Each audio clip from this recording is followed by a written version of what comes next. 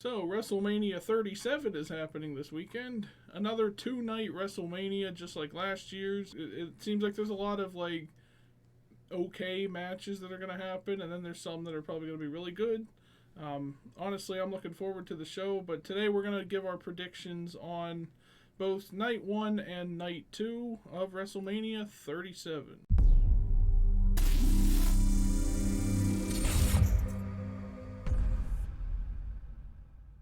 So the first match we're going to talk about from Night 1 of WrestleMania is a tag team turmoil match to determine, I guess, the new number one contenders to the women's tag team titles. It was literally announced. It was announced this past Monday on Raw. Yeah. But it features Naomi and Lana versus Dana Brooke and Mandy Rose, the Riot Squad, and then Natalya and Tamina. Those two teams from SmackDown, two teams from Raw. I'm going with Natalya and Tamina here, because the winner of this match will go on to face Nia and Shayna on night 2. Yeah. I think it would be unique to see Tamina stare down with Nia again, because they used to be a tag team a few years ago. I think before the women's tag team titles were a thing. Or maybe when they were a tag team when they were here, I think. And it don't matter.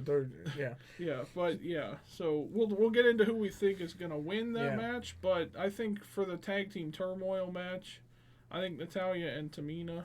Yeah, me too. It was either them or Naomi, because they've been building up Lana and Naomi as a team because they've been best friends forever. Every woman on this tag team has been best friends forever.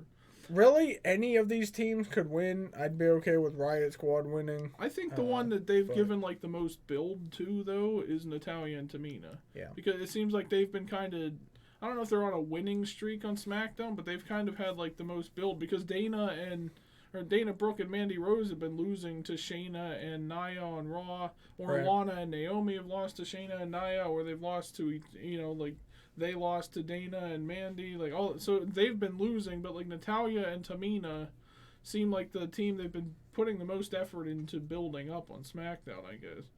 So that's why I think they'll probably win this tag team turmoil. If not the Riot Squad, because maybe I think everybody else wants to see the Riot Squad win, I guess. They've, of all the teams currently in this, actually came in as a tag team. Yeah, they've been here the longest as a team. So, Natalya's obviously a veteran, and Naomi's been here for a while, but the Riot Squad's the only team that's still together. They were a team they broke up. Yeah. They were a team with Sarah Logan. They broke up, fought each other, got back together after Liv Morgan had this storyline with Lana. That way. And then they got back together as the Riot Squad on SmackDown. They've been doing fine. They haven't wrestled in a month and a half, but whatever. And they could possibly get a women's tag team title match. So the next match we'll talk about is a random match that they've, for some reason, been building up. It's Seth Rollins versus Cesaro. I like Cesaro, and I personally think he should be fighting for the main championship.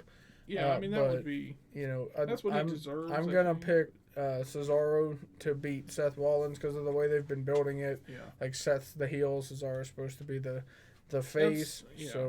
That's who I picked, too, because I think... Not that Cesaro hasn't had big wins in his career before, but I feel like beating someone like Seth Rollins would be a big win for him. Cesaro, I hope, would win. And who knows, maybe this will set him up. Cesaro should have won the Elimination Chamber and then fought Roman. They could have had Cesaro in the main event instead of Daniel Bryan. Nothing against Daniel Bryan. I just think it's Cesaro going into that would be the only one who's never been a world champion, and you'd almost expect him to win the Universal title there. But I guess they kind of wanted what we got. They kind of wanted Daniel here because this might be his last one, so I guess that's why he won. We got what we got, but I think Cesaro is probably beating Seth Rollins here. I hope he swings him 100 times. That's the whole match. It's just him swinging. Yeah, it's a Seth swing Rollins. contest. Yeah, they're going swing dancing. Woohoo! Next up is the most pointless match on the entire card: a steel cage match between Shane McMahon and Braun Strowman. I don't care, but I'm saying Shane McMahon is going to win. because just like I said for Fastlane, I thought when they had Braun versus Shane at Fastlane, which never happened, it got turned into Braun versus Elias for no reasons. Yeah. I thought they were going to have Dabba-Kato come out and help Shane win.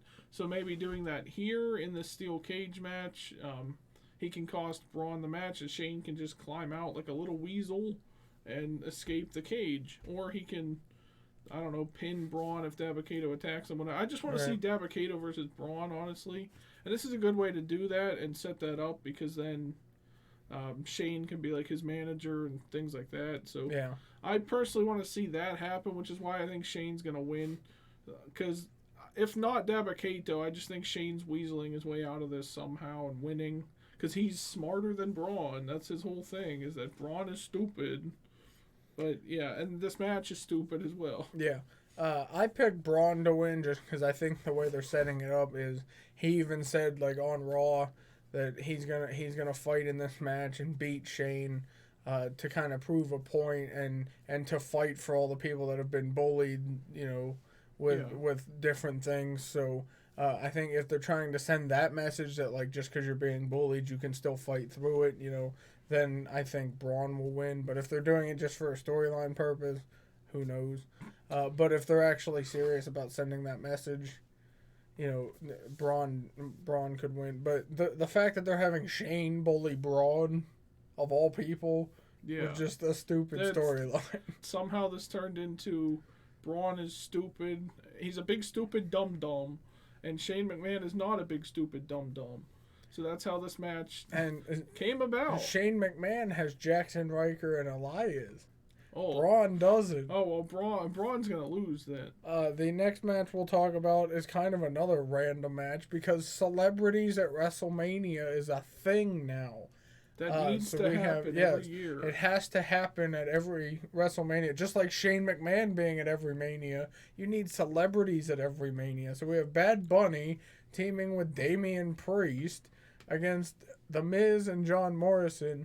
And as much as I like The Miz, I don't think him and Morrison are going to win, because they've been kind of antagonizing Bad Bunny and Damian Priest over the past few weeks. Right. So, I think they'll have Bad Bunny and Damian Priest win, and Bad Bunny will probably get the pin on The Miz, just to kind of signify the end of it. That would be very satisfying. I said Bad Bunny and Damian Priest too, because honestly, it feels like they were using this whole Bad Bunny thing to push Damian Priest.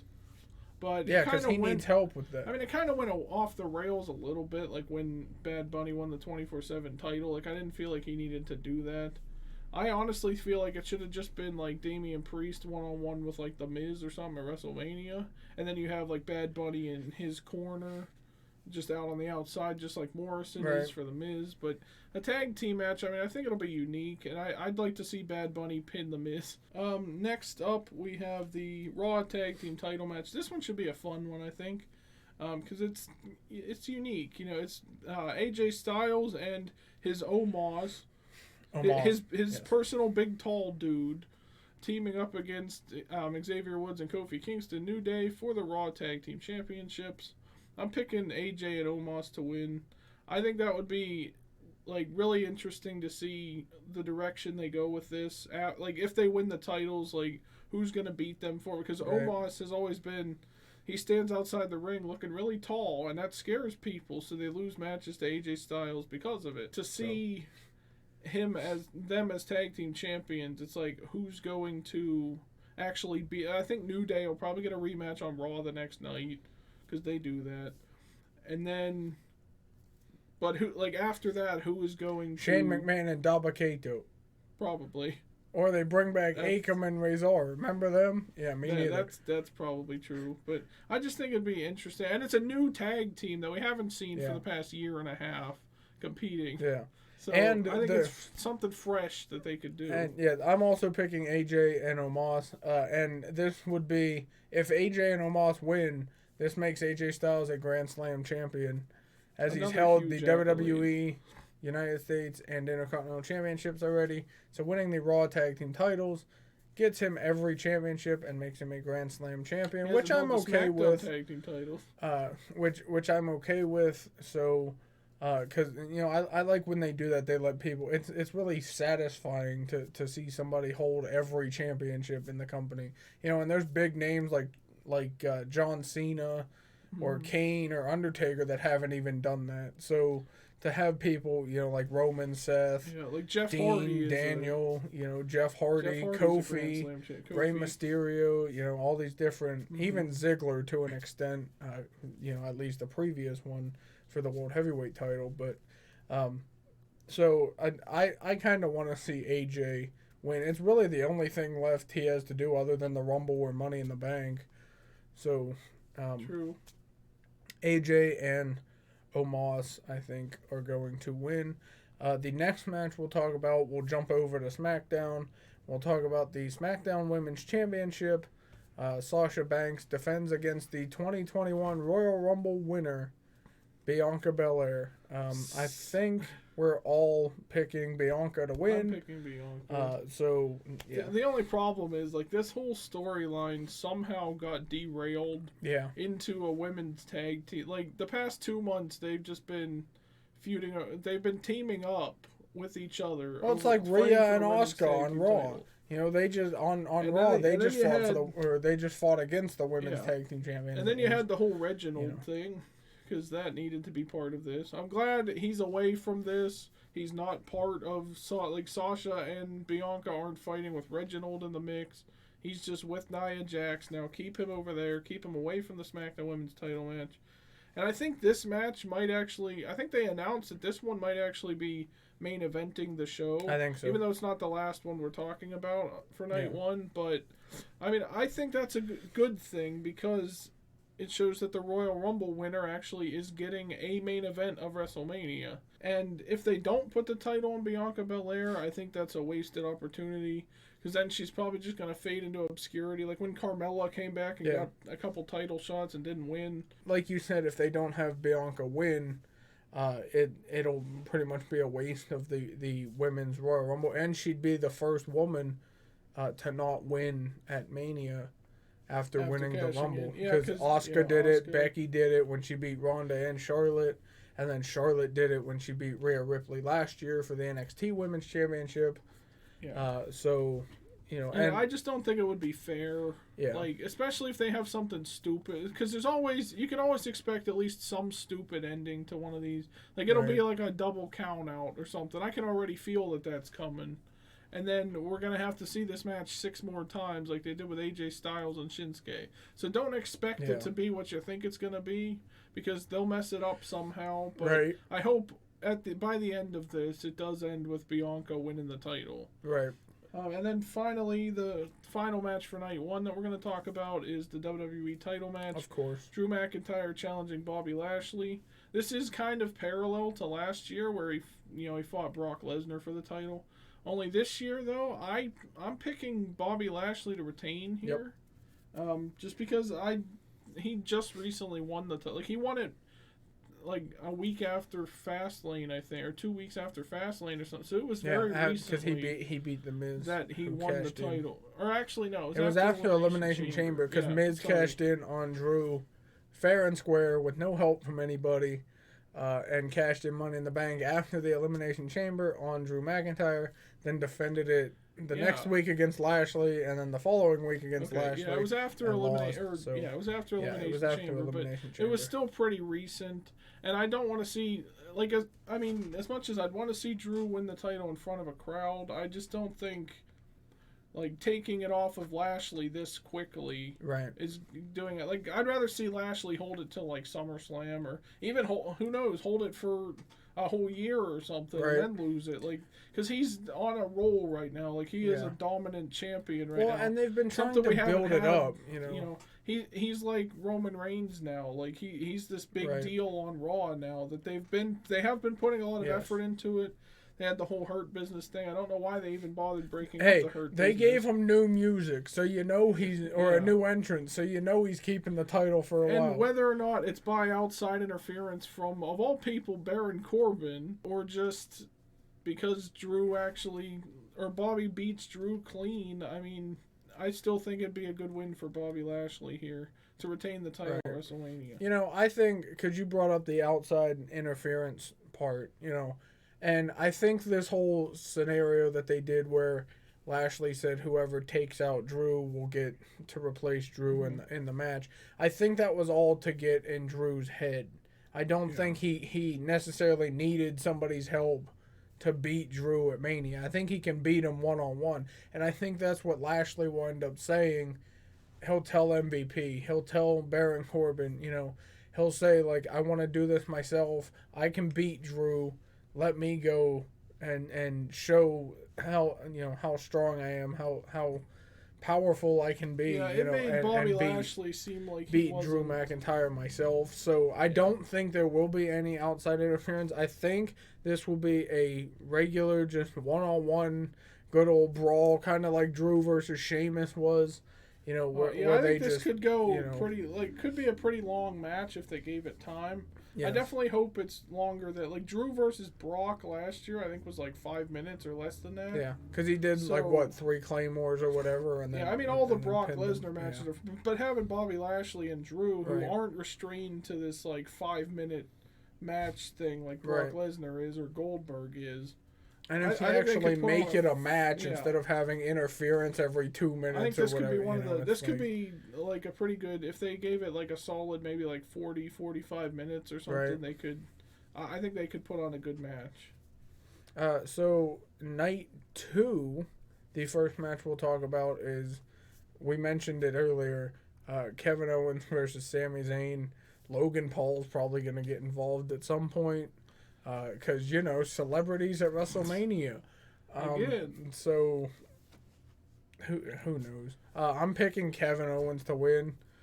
But this whole thing with Sami Zayn, with this conspiracy theory thing, I get they're trying to build up, like, a new story for Sami, but come on, really? I mean, he is good in the role, though. Like, he has put up, like... Yeah. Like, yeah. He seems to pretty committed to that character. It's almost like he kind of has a little bit of influence on it, just like Bray Wyatt has influence over his character with the Fiend and everything else, and the stories that revolve around it.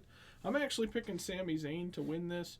I feel like there's going to be some kind of, you know, he's probably going to cheat to win, because he's been losing lately. So the best payoff for this would be for him to win, I guess. See, the way I looked at it was that because Logan Paul's been involved, you know, and they did that whole thing on SmackDown where Logan Paul came out to watch the documentary that Sami made. Yeah. And then Kevin Owens came out and stunned Sami Zayn and then, like, pushed Logan Paul out of the way and got out of the ring.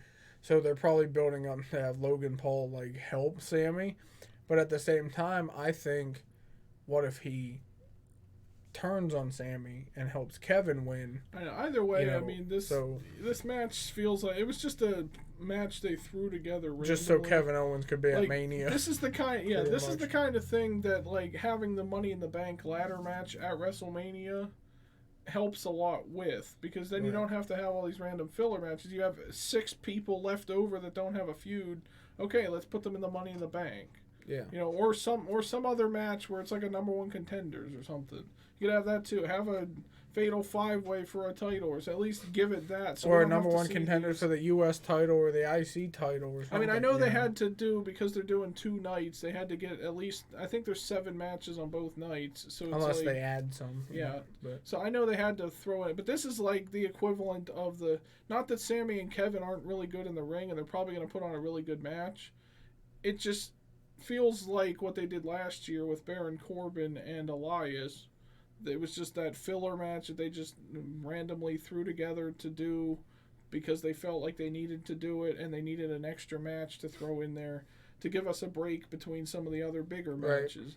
And that's what maybe this match or Shane versus Braun honestly might be. Well, I guess like that'll be the night 1 one, and then this one will be for night 2. This will be kind of like probably the in-between break from one good match to another or something like that. But so I don't know how that match is going to go down. I just think it'll probably be really good. It'll probably get like 10 minutes or something. But I don't really care much about this match anyways. No, and you know Logan Paul getting involved. So. Somehow, yeah. Just like Bad Bunny. Yeah.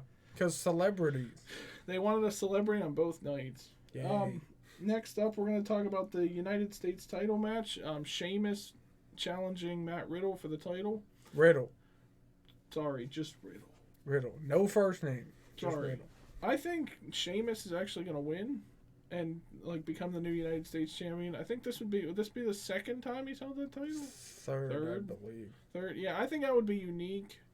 And I know they just recently put the title on Riddle, but I kind of want to see Sheamus win it so that he can go on and feud with Keith Lee. I don't know what void Keith Lee fell into, but he hasn't been seen since, like, he was supposed to compete at Fastlane, I think, or Elimination Chamber or whatever, and then he fell into the void of being an NXT call-up that Vince doesn't want to use. Yeah.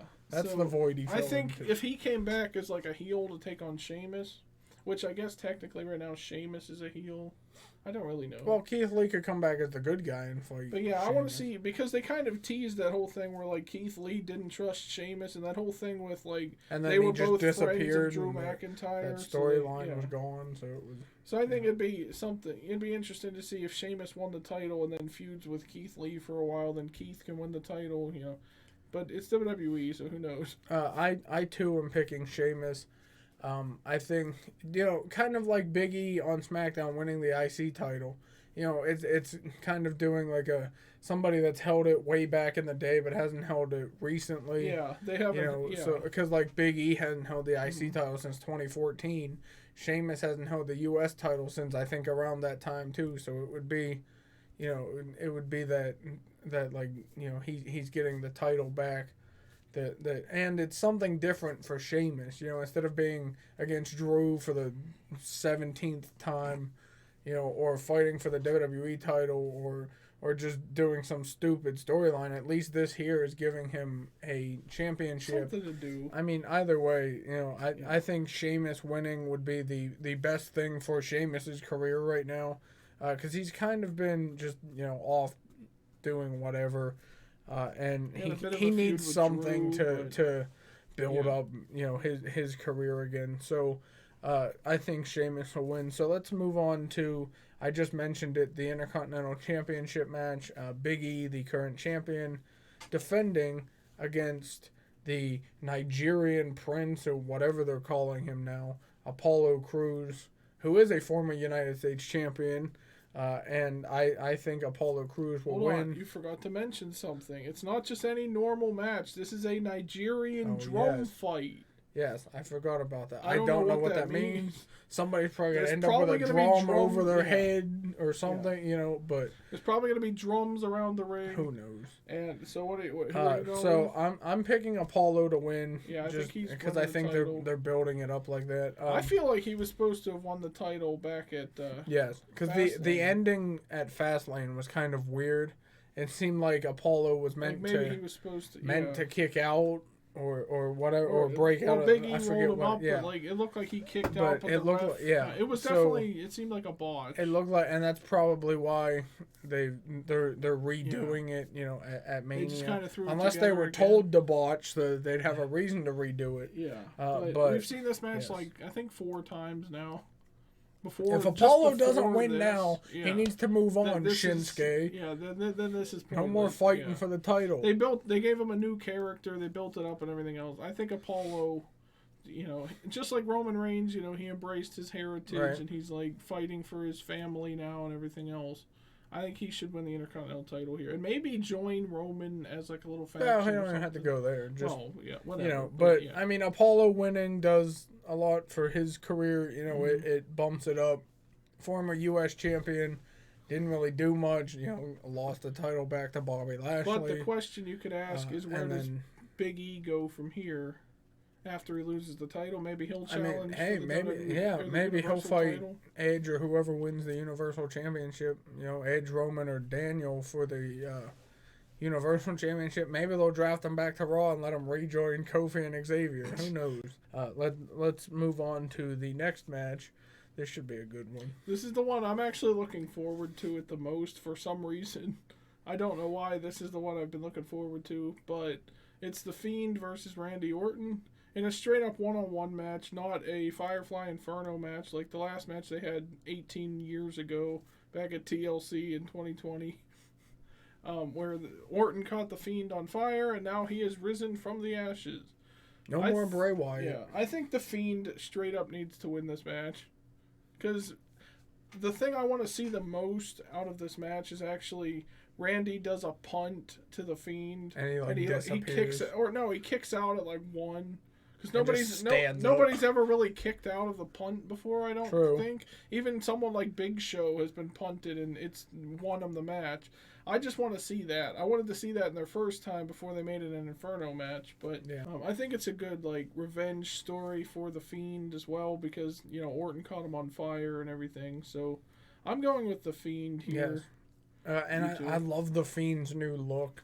He's all melted and it's just it's really cool. It was well worth the wait to get back. But, I don't know where. I think maybe even out of this they can have Orton as like he's already kind of been a heel, but like everybody changes when they face the Fiend, so maybe Orton becomes like more sinister after this.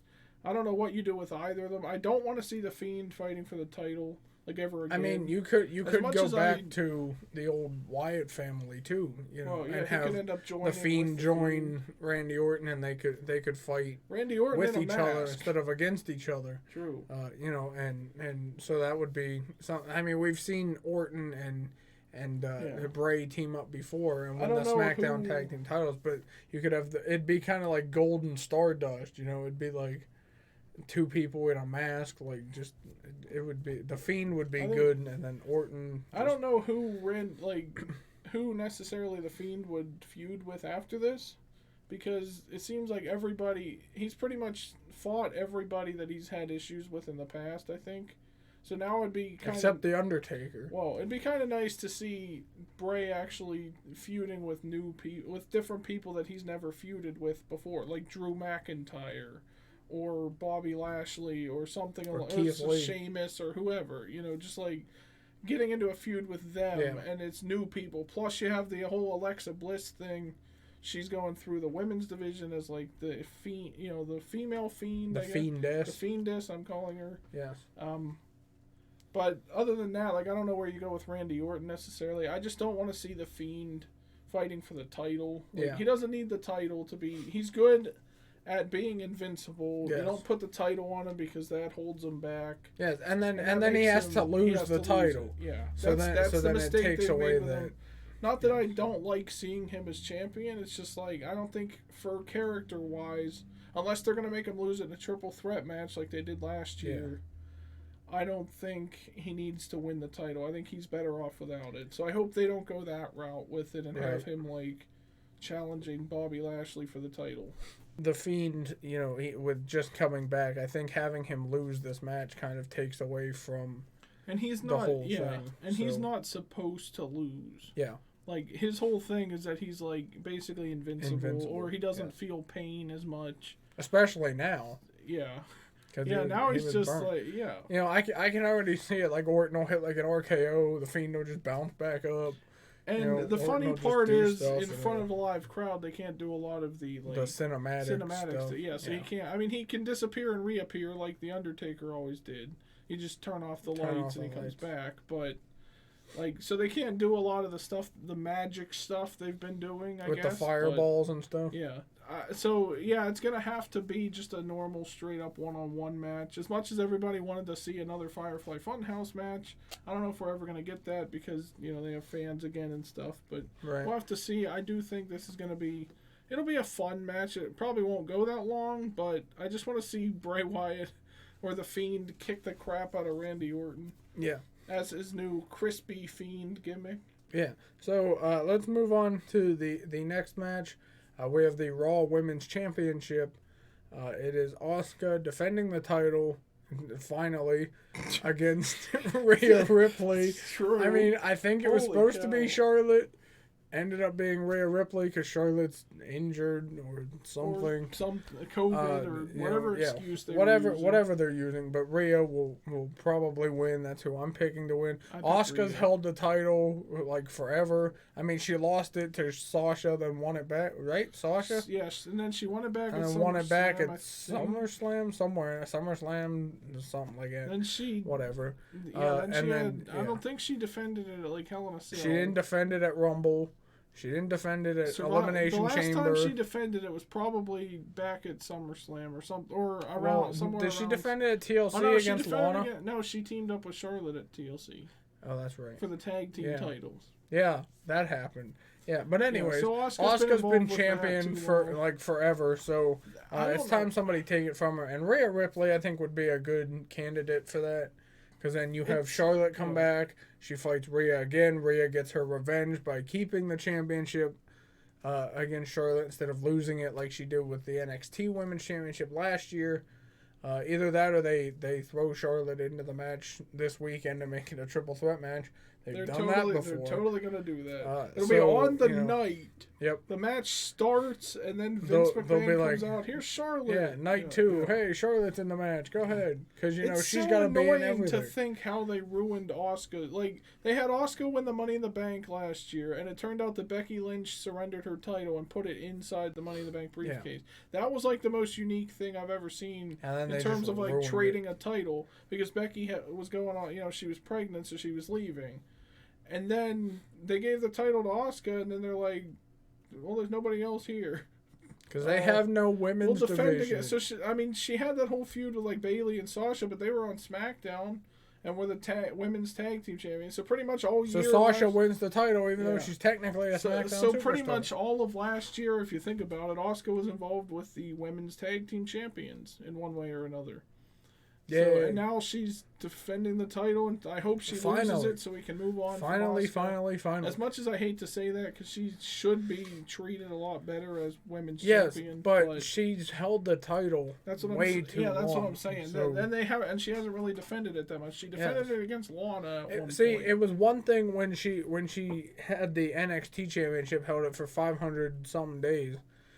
Because she defended it at like every takeover, really every matches. So often on NXT. She defended. She's defended against Nia. She defended against Shayna, I think, at one point or something, or Ember or whatever. But she defended it against a bunch of different people, and it was fine. And they built it up, and I was fine watching Asuka as women's champion back then. But now it's like she's been on Raw. She's been competing on Raw recently, but she's not. But she hasn't defended the title. I thought every championship contract had a 30-day period where you have to defend the championship, but I guess not. So, but Asuka needs to lose the thing. So, and then we have the women's tag team title match, which again, no women's division. So, which is the result of the tag team turmoil we talked about earlier. So in that case, I think Natalya and Tamina are gonna face Shayna and Nia, and I think they're gonna win. Yep, same. I think no matter who it is, I think we're getting new women's tag team champions out of this because for the love of God, take Shayna Baszler out of this, please. Let her fight Rhea for the championship. She needs to fight for the Raw Women's Championship. Yes. Or go to SmackDown. Fight Bianca for the championship. Like, how do you put Shayna Baszler and Nia Jax as a tag? Actually, I want to see her just beat the crap out of Nia first. Right. And then fight. Well, you look at what Shayna's done since she came to Raw. She was in the Elimination Chamber the year she came in. I think it was last year. It just completely wiped out everybody. Yeah. Survived the whole thing and won, right? We thought she was going to. We thought she'd beat Becky for the title. Nope. Because they had this. She was in Money in the Bank, wasn't she? And so she did that. She fought for the women's title, and lost. But it was like all this stuff, and they were building her up at first. When she won the Elimination Chamber, and then it was like, nope, we're done. And Shayna needs to do something different. She needs to get away from Nia Jax and have her fighting for the women's title. As much as I don't really care for Natalya and Tamina being a team because they've been friends forever, it's somebody different. I personally don't really care, but Natalya and Tamina, I think, are going to win. So we'll move on to the final confirmed match, at least. For the card, the Universal Championship match.